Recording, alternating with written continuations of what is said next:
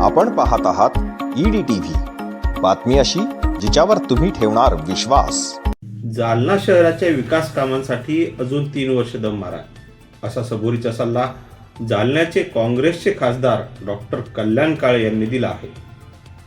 शहराच्या विकासासंदर्भात मुख्यमंत्र्यांकडे केलेल्या विविध मागण्यांसंदर्भात ते आज पत्रकार परिषदेत माहिती देत होते। रसायन तंत्रज्ञान संस्था ही पूर्ण क्षमतेने कार्यान्वित करावी आणि त्याचा स्टाफ मनुष्यबळ पूर्ण भरावं आणि त्याला दरवर्षीच्या बजेटमध्ये जी तोकडी तरतूद केली जाते ती पूर्ण करावी आणि ज्या उपकेंद्रावर 200 एकर जमीन उपलब्ध करून देण्यात आलेली आहे ते फुल फ्लेश ते ICT चालू व्हावं अशा पद्धतीची विनंती केली आणि त्याच्याबरोबरच या विद्यार्थ्यांच्या पायाभूत सुविधा, शैक्षणिक बाबीच्या विकासात्मक बाबी अशा पद्धतीच्या सूचना तर केल्यात, पण याच्याबरोबर महत्त्वाची सूचना ही केली की ICT सारखी संस्था आहे आणि जालन्यामध्ये आपल्याला प्रचंड मोठ्या प्रमाणात प्रदूषण आहे आणि त्या प्रदूषणामुळे जालन्यामध्ये कॅन्सरचे पेशंट वाढत आहेत। संध्याकाळी आपण जर MIDC एरियाच्या बाजूला लागत गेलो तर काळाशार अंधार असं ढग तयार झाल्यासारखं होतं। तर मग ते पोल्युशन कमी करा किंवा कंपन्यांवर कारवाई करा एवढ्या कामासाठी मी गेलो नव्हतो, तर ICTला पोल्युशन होतं का, होत असेल तर त्याच्यावर उपाययोजना काय, त्या उपाययोजना कोणत्या आणि त्याला लागणारा खर्च किती याचा साधारणपणे अहवाल तयार करण्याचं काम हे ICTला सांगावं आणि ICTने जे सोल्युशन दिलं ते सरकारने CSR मार्फत किंवा राज्य सरकारच्या बजेट मार्फत ते खर्च करून जालना शहरातल्या नागरिकाला कायमस्वरूपी प्रदूषणापासून मुक्ती द्यावी अशा पद्धतीचं एक नियोजन। उद्योजकाला कुठेही हाकलून देऊ नये, उद्योजक बंद करू नये, उद्योजक बंद पाडू पण नये, परंतु ह्या उद्योगापासून होणारा जो आहे पोल्युशनचा पार्ट, प्रदूषणाचा भाग तो प्रचंड मोठा आहे। इथं 100 त्यांचे मोजमाप असेल 100च्या आत हवा दूषित पाहिजे, शुद्ध पाहिजे, तर ती 700 पर्यंत दूषित झालेली।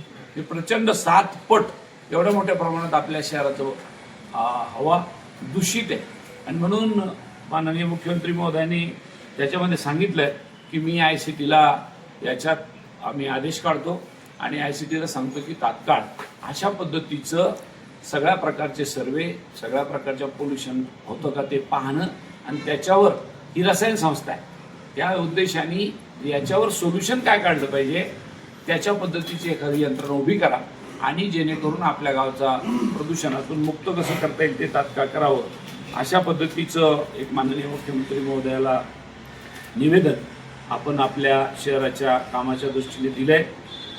त्या ड्रायपोर्टचं आता येणाऱ्या उद्घाटनापासून ज्याला आपण स्टार्टअप म्हणतो किंवा जे काम दिनं म्हणतो ते सुरू होईल अशा पद्धतीची माहिती मला आपल्याला अवगत करायची होती। धन्यवाद। आत्ताच तुम्ही ड्रायपोर्ट आणि ICT कॉलेज म्हणले आणि तुम्ही कबूल केले की त्या ड्रायपोर्टच्या अनेक ह्यापूर्वी देखील उद्घाटन झाले।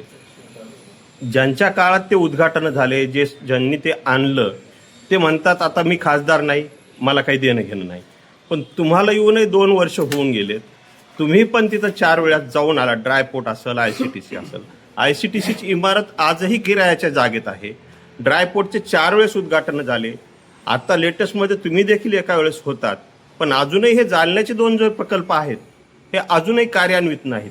कधी होतील का नाही का पंचवार्षिक पुढच्या वेळेस परत काय बदलतील? 100% ते प्रकरण आपल्याच पंचवार्षिक मध्ये होईल। अजून मला 2च वर्ष झाले, थोडे 3 वर्ष दम मारा, 5 वर्ष पूर्ण झाले म्हणजे शेवटी जायच्या टप्प्यात मला कुठं जायचं नाही, तुम्हाला कुठं जायचं असेल तर नाही जायच्या म्हणजे निवडणुकीच्या टप्प्यात, शेवटच्या निवडणुकीच्या टप्प्यात ते पुढचं काय सांगता येणार नाही ना। पहिल्यांदा मला ऐकायला मिळालं जायची भाषा कोणती हो, निवडणुका झाल्यावर बदलत राहतं ना। 5 वर्षांनी निवडणुका येतात, पण आपण ज्या मतदारसंघाचे कार्यकर्ते पदाधिकारी म्हणून काम करतो तिथल्या विकासाचं काम 5 वर्षाच्या नंतर व्हावं असं कोणत्याही लोकप्रतिनिधीला वाटत नसतं।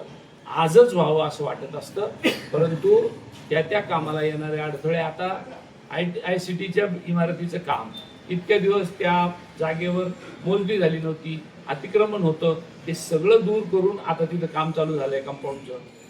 आता ते सगळे कामं करता करता राज्याच्या सरकारने दिलेलं बजेट, त्याच्यात तरतुदी, त्याला वेळ लागत होता, म्हणूनच माननीय मुख्यमंत्र्यांकडे गेलो होतो.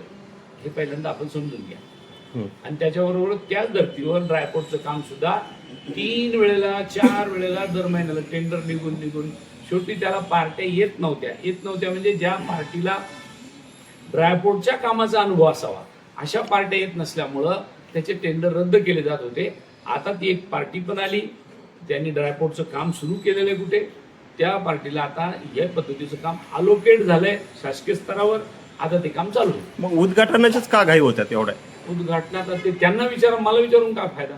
तो जो प्रश्न मला विचारायचा तो मला नाही विचार, आणि त्यांचा प्रश्न मला आता विचारा. ट्रायल पण झाली, तुमच्याच काळात ट्रायल मत झाली. उद्घाटन मी म्हणलोच नाही मला आज करायचंय.